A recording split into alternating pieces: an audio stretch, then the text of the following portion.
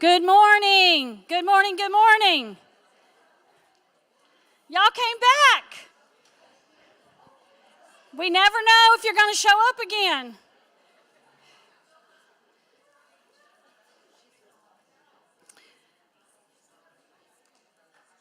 Okay, so yesterday my favored brother showed up at my house. He told me he was coming, but he said he told me he was coming, but he didn't. So he's here for the week.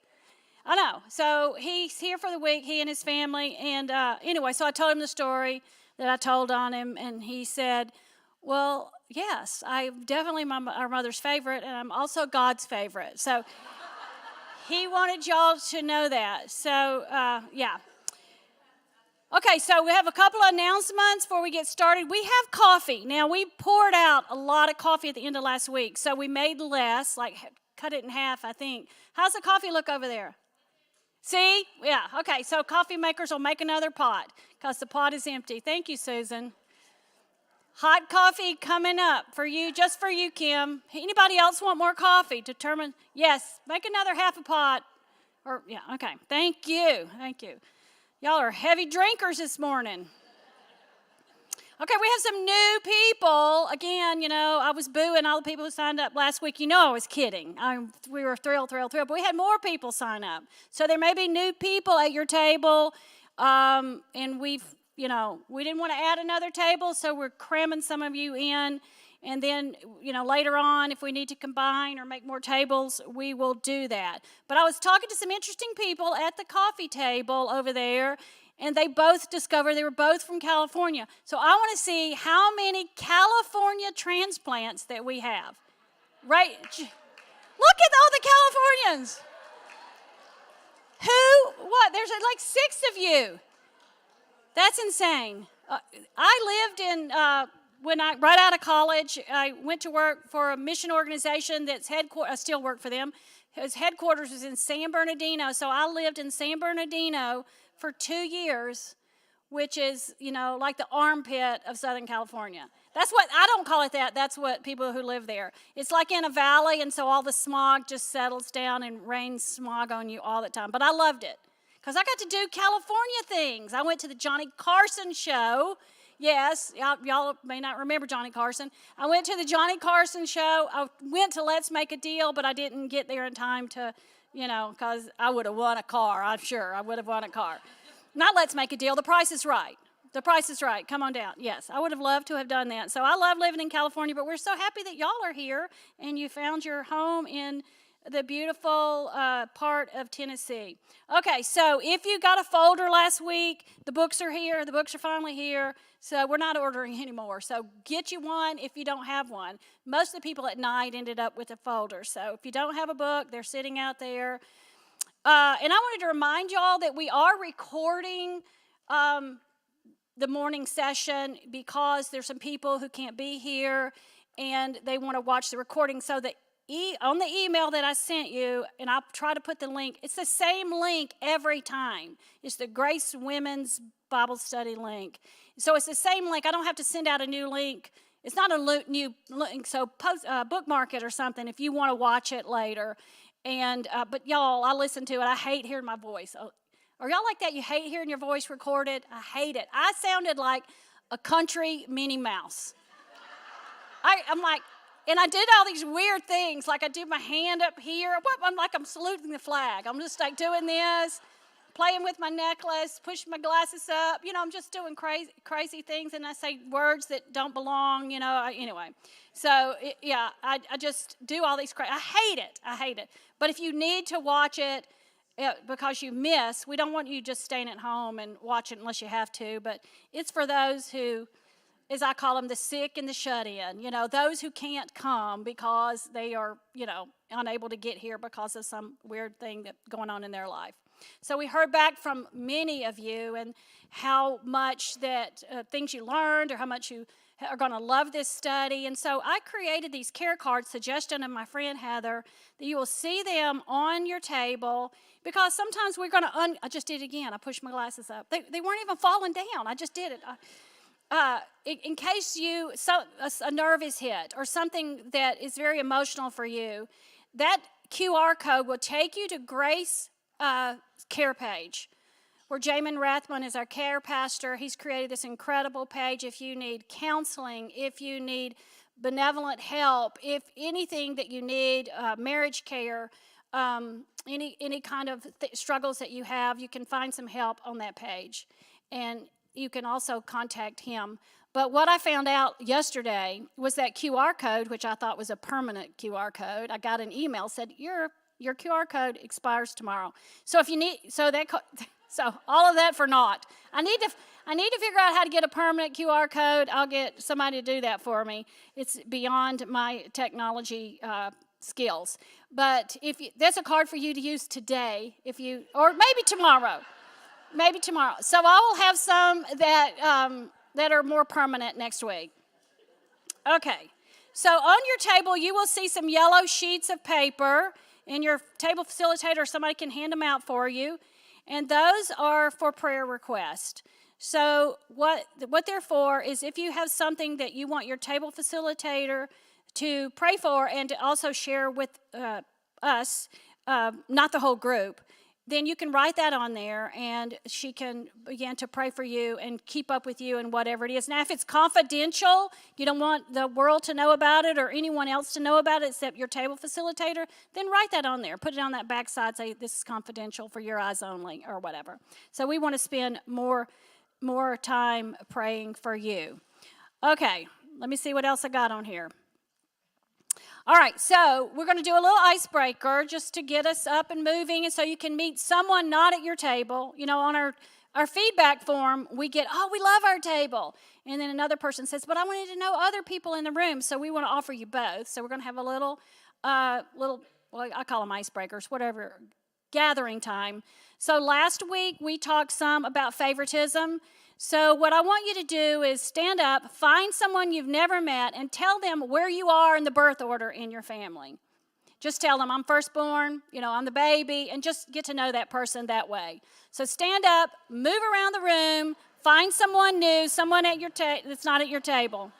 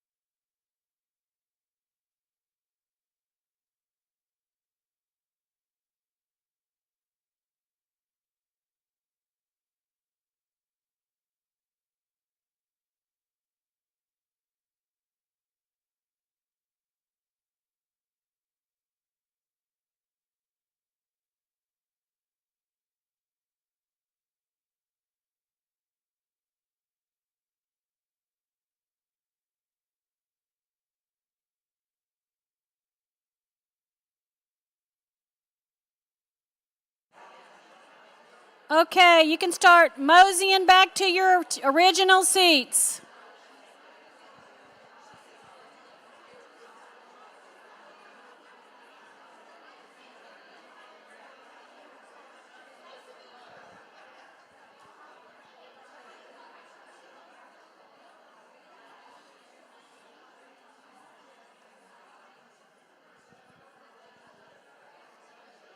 Okay, you can start going back to your seats.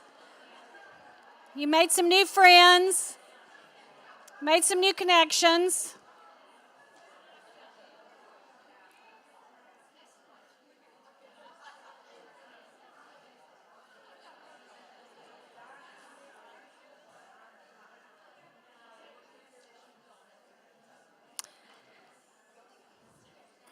Now's the time in our study where we do our what we call table talk. So you're going to have table leaders. You're going to have till like 25 after to do this discussion. So during this time, you can talk about your homework, and then you can share from your journal. How many of you did some of your heart work? Good, awesome. So people may want to share from there, no pressure if you don't want to. And then you also have your table discussion cards on the table. So we'll get started with that and we'll go till about 25 after. So you got lots of good time to talk.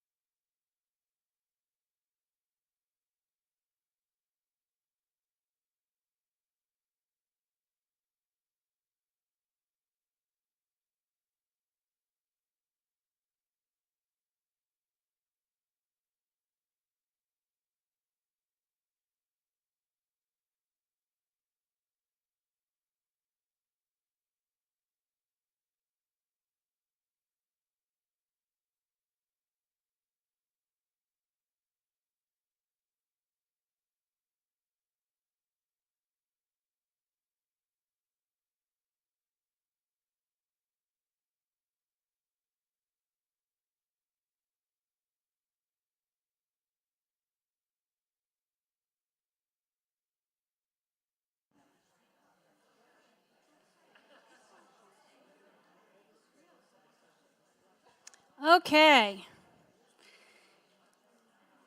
Was that enough time? Too much time? How'd you do? Everybody good?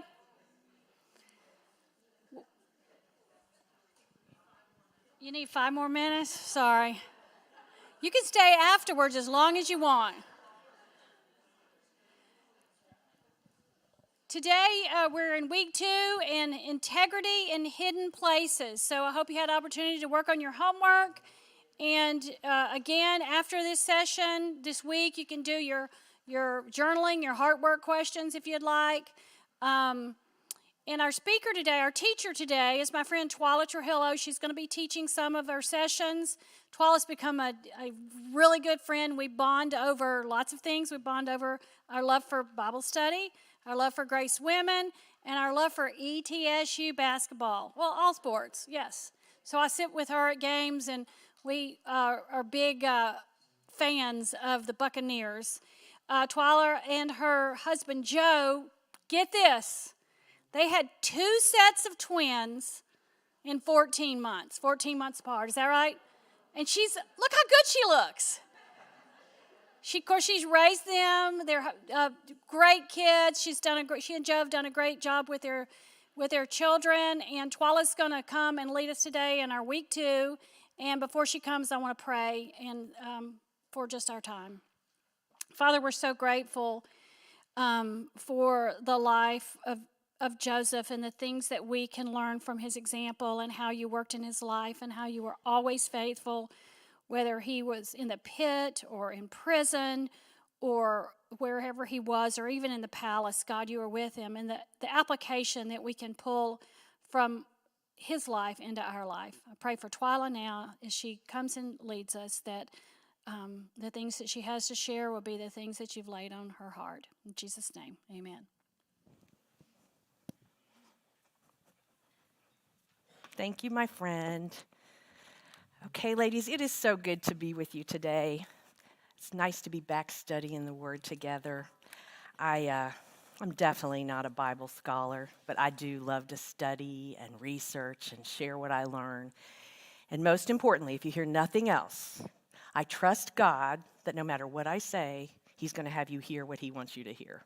So I'm counting on him today. Now, I realize if you didn't get to be here for the John study or the Galatians study, that you probably don't know me. You're like, who is this woman up there?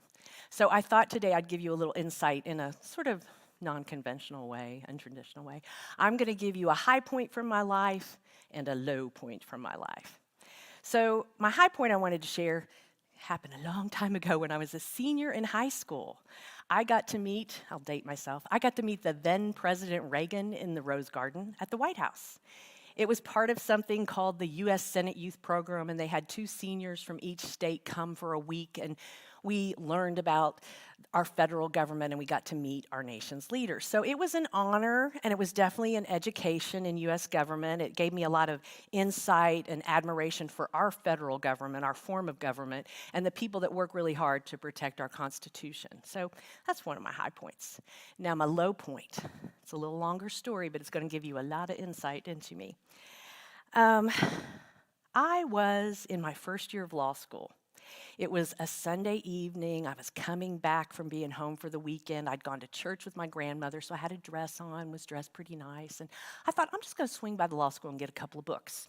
I did that, and when I came out of the law school, I made an illegal left-hand turn onto the main road.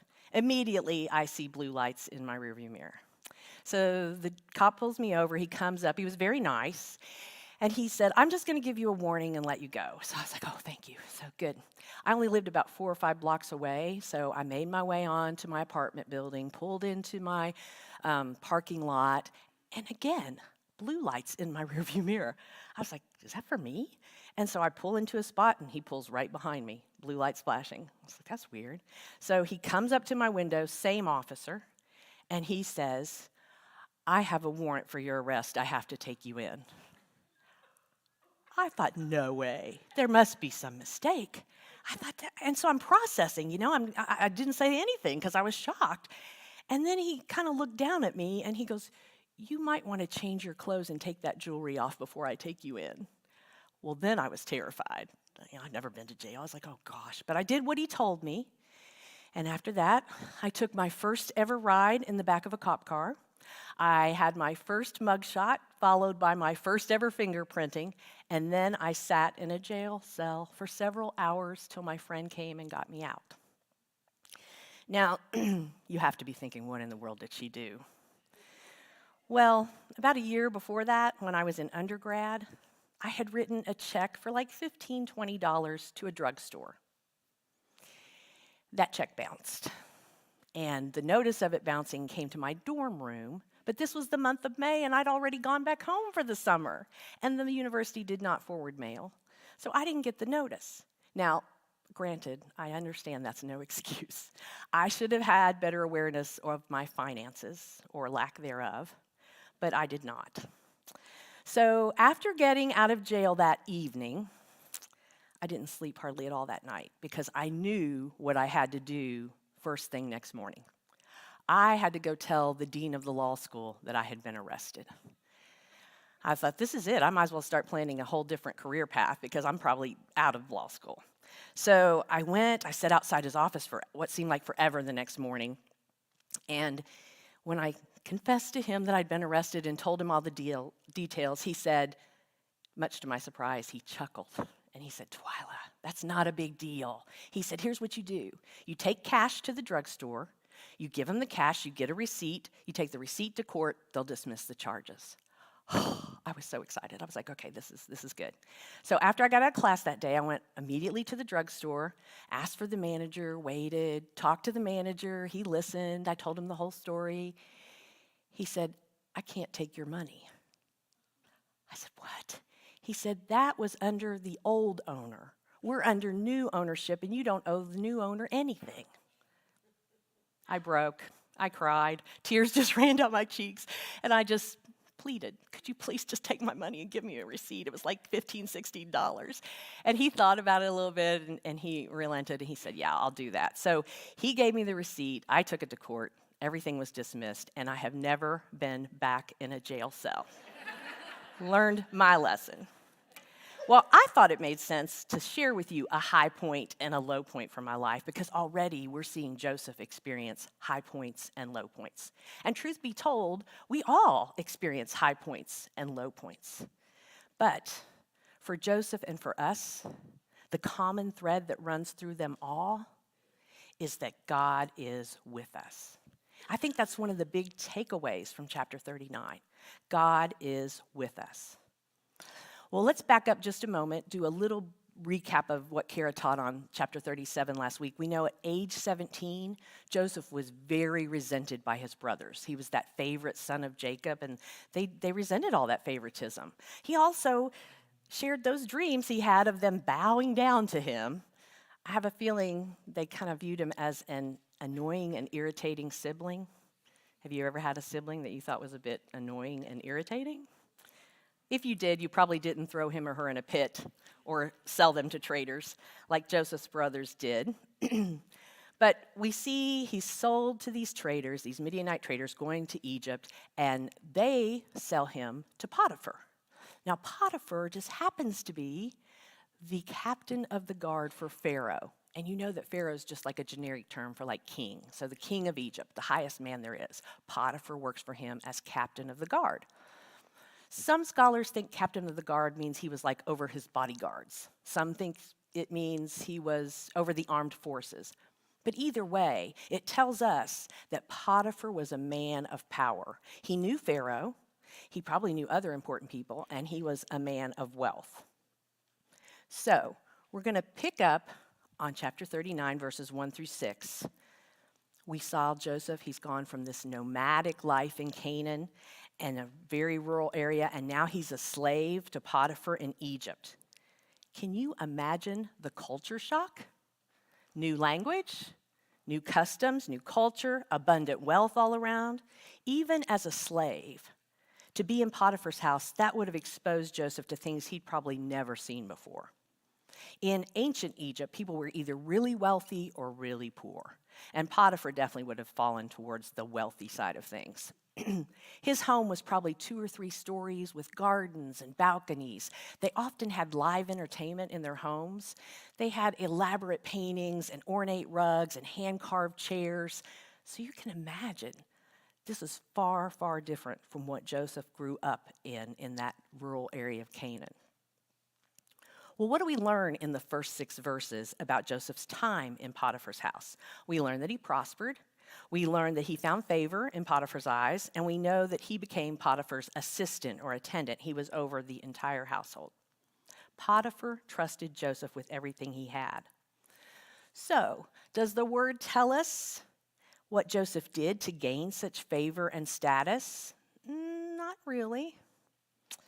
I mean, he would have had to learn the new language. He would have had to learn the culture, the customs, the business practices. So I think it's safe to assume he had a strong work ethic.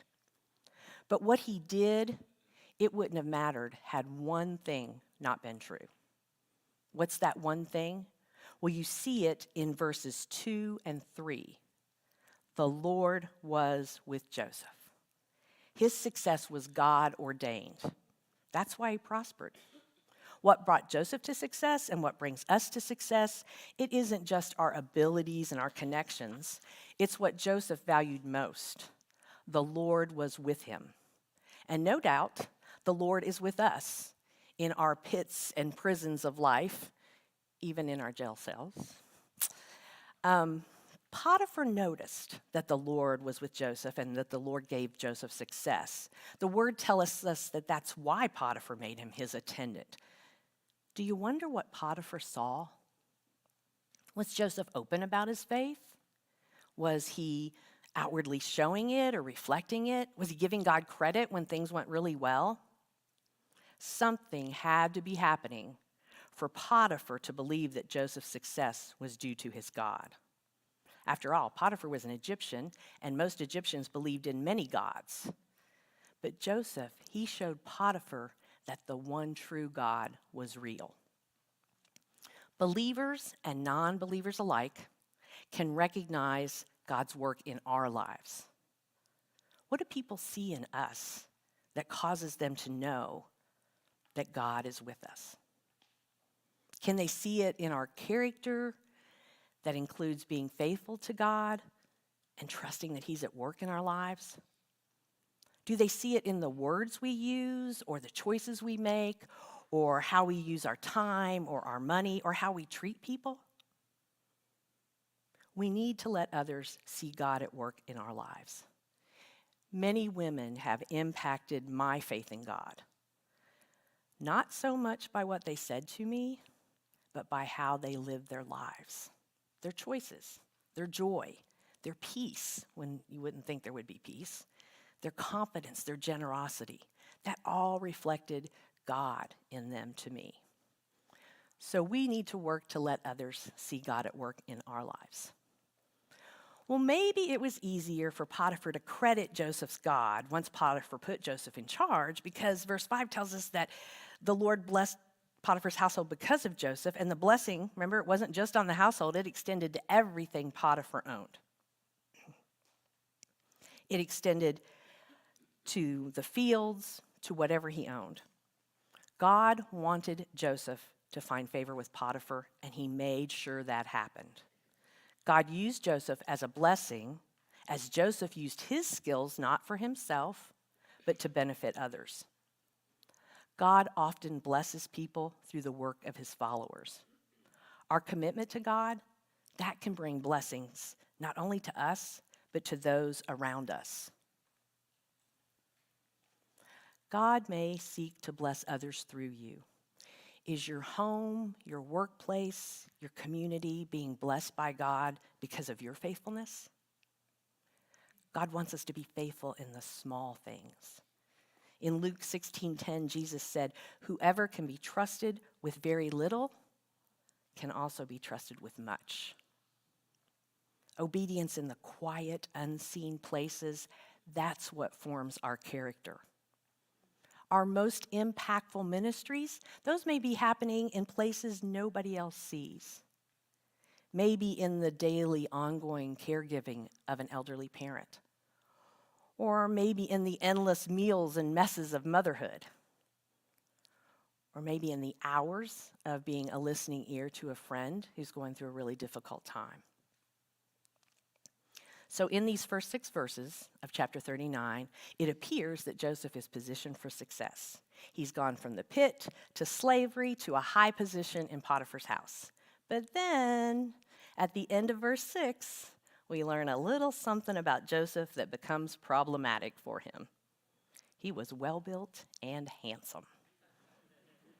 Interestingly, the Bible doesn't often give descriptions of what people look like.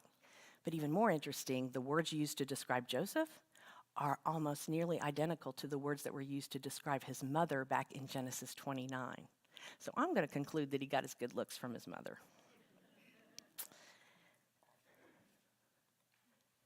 As we move into verses 7 to 19, we recall that Joseph was just 17 when his brothers threw him in that pit. Well, verse 7, it says after a while. So we know that some time has passed, but it doesn't tell us exactly how much. If we were to look at other chapters of Genesis, we would be able to surmise from the information that Joseph spent about 11 years as a slave in Potiphar's house. So at this point in time, he's about 27, 28 years old. Well, who takes notice of this well-built, attractive young man? Potiphar's wife. But she doesn't just take notice, right? She acts. And she doesn't just act once, she acts repeatedly. Verse 10 tells us day after day she was propositioning him. But verse 10 also tells us how he responded. He refused to go to bed with her or even be with her. He is not only standing strong when approached, he's avoiding her altogether. He's not entertaining temptation. He's not even flirting with it. The source of his resolve and the resistance is revealed in verse 9. Because after he reminds Potiphar's wife that her husband has entrusted him with everything except her, because she's his wife, does he say, so how could I sin against Potiphar? No. If we look at verse 9, he says, how could I sin against God? I think that one question tells us a whole lot about Joseph. It tells us what's important to him, what and who he values and trusts. His focus is first and foremost on God. He is maintaining integrity even when faced with temptation. Well, when you sin, do you immediately think of it as sinning against God? I think many of us probably focus first on the damage our sin has caused or the people that we have hurt because of our sin, but we really should see our sin first and foremost as a wrong against God. In the words of the psalmist in Psalm 51:4, against you, you only have I sinned and done what is evil in your sight. All moral law begins with God, and it's written on our hearts because we were created in his image. We know from Ephesians 4:24 that we were created to be mirrors of the glory of God. Well, that sin is like a big old smudge on the mirror. It distorts that beauty and that holiness that we were created and designed to reflect. It's definitely easier to sin against God if we don't truly know him and his love for us. We can't just know about him, we have to know him. That requires relationship. And we know that it needs to be a relationship that's given priority and time and attention. We need a heart connection with God. How do we get that? We invest ourselves in what concerns him, in his interest. Ask God to make you sensitive to what he's doing in the lives of the people around you. Ask him to open doors so you can step into the flow of his work. Choose to love and adore him as your main preoccupation and see what he does with the other concerns in your life. He will fight battles. He will win victories. He will resolve issues for those who are focused on him. So we see Joseph tangling with temptation, but his resolve is strong in the Lord. How do you tangle with temptation? The word clearly tells us that when we're confronted with sin, we are to flee. 2 Timothy 2:22 says, flee evil desires. Pursue righteousness, faith, love, and peace. 1 Corinthians 6:18 tells us to flee from sexual immorality. When I hear the word flee, I think of an emergency situation like a burning building, and there's no time to grab anything, no time to talk. You just get out of there as fast as you can. Well, when Potiphar's wife turned up the heat by getting Joseph alone and grabbing his cloak, he didn't reiterate his reasons why he wasn't going to sleep with her. He didn't try to soften the blow to her ego. He didn't try to pacify her to make sure he kept his good position. He didn't say a word. He fled. Resisting temptation requires action. When confronted with temptation, look for a way out and take it no matter the cost. You can't flirt with sin and stay free from it. Sometimes the most spiritual thing you can do is remove yourself physically from the conversation, from the relationship, from the situation. Do what you must. You having some temptation at the gym? Get a new gym. Having some temptation in a small group? Change up your small group. Having some temptation with a client or a customer? Give them to a coworker.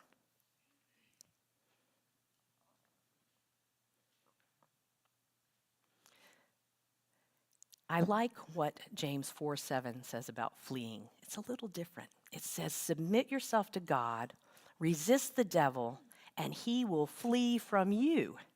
I love the idea of the enemy fleeing from us, fleeing from me.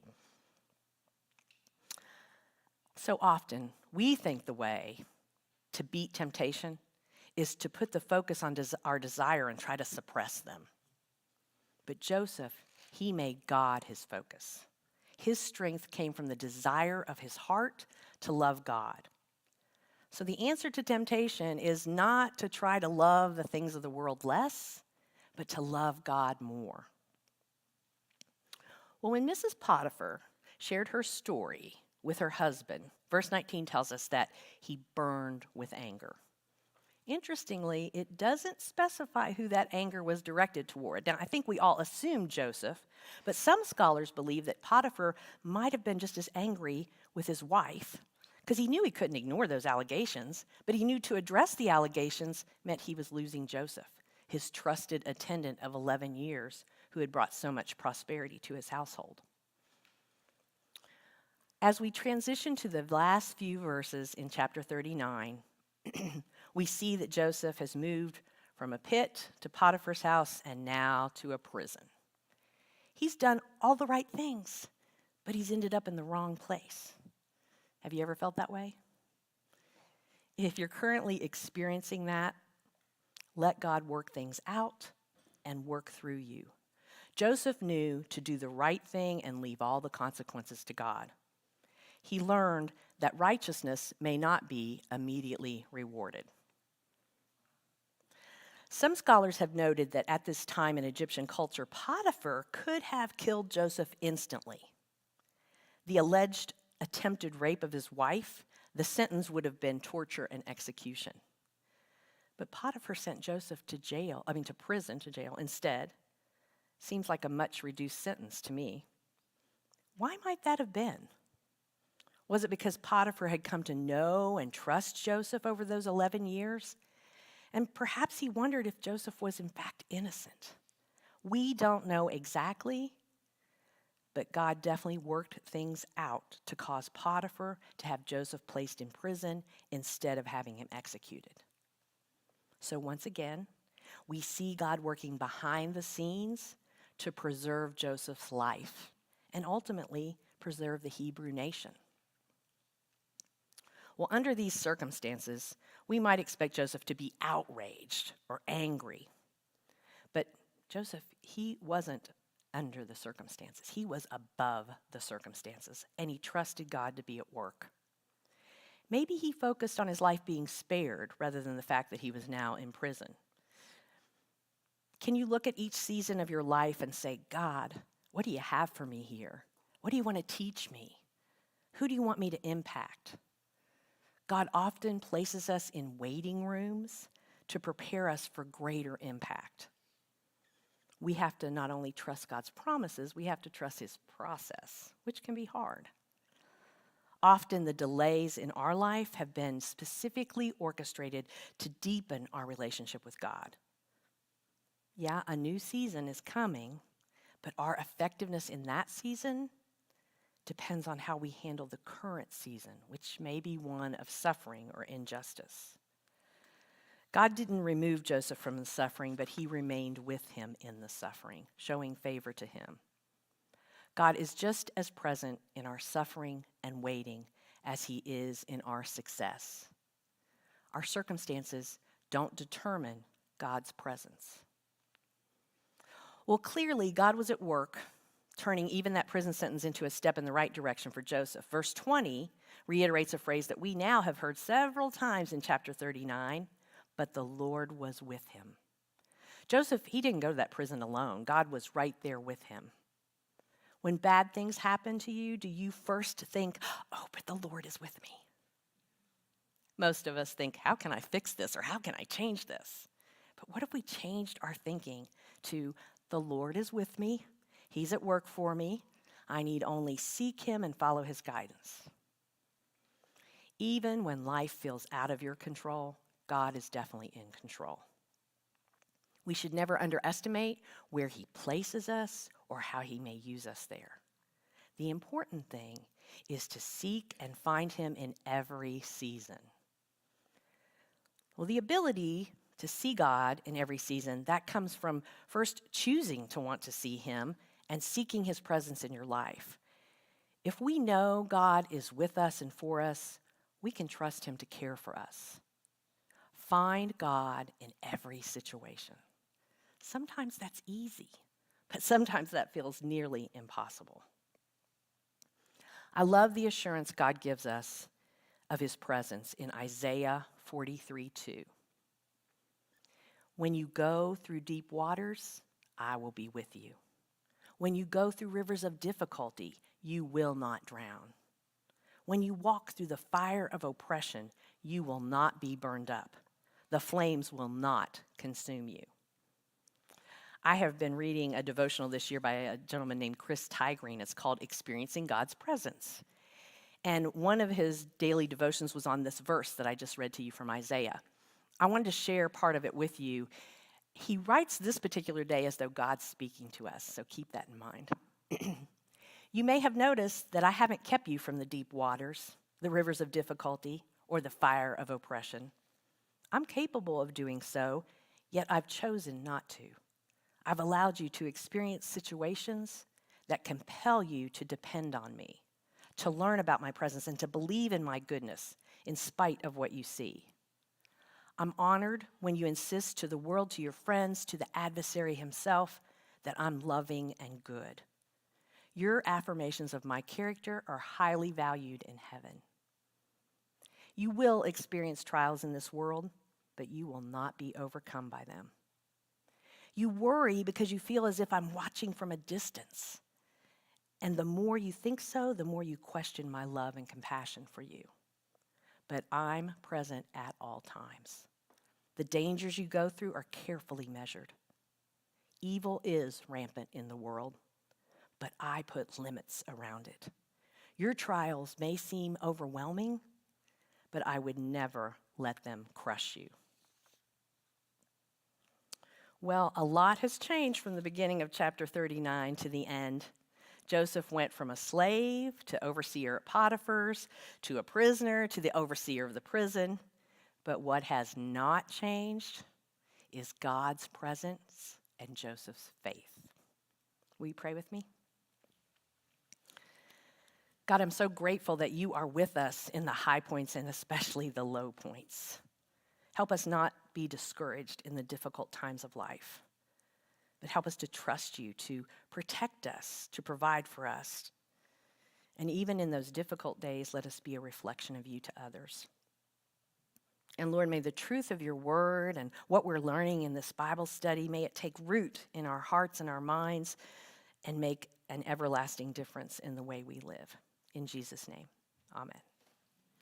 All right, ladies. Carol will be back up here next week leading you on in chapter 40. So.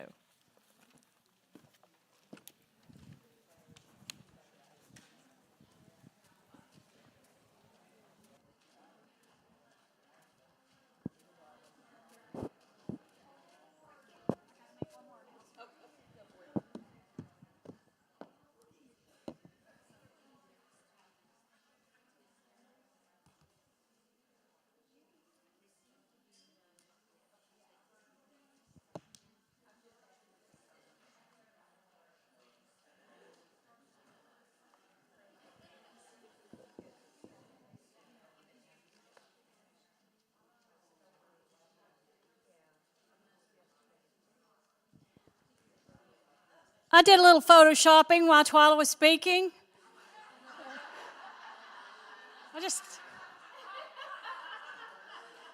This is her when her daughter graduated from med school. See, they let her out of jail just for that.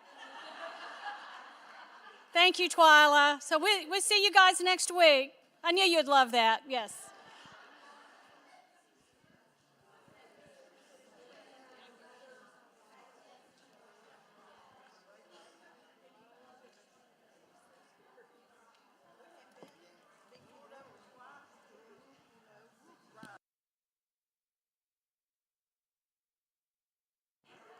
Hey, if you're at table 12 through 15, would you mind just cleaning it off for us and putting it back here? So we leave the other tables up for tonight.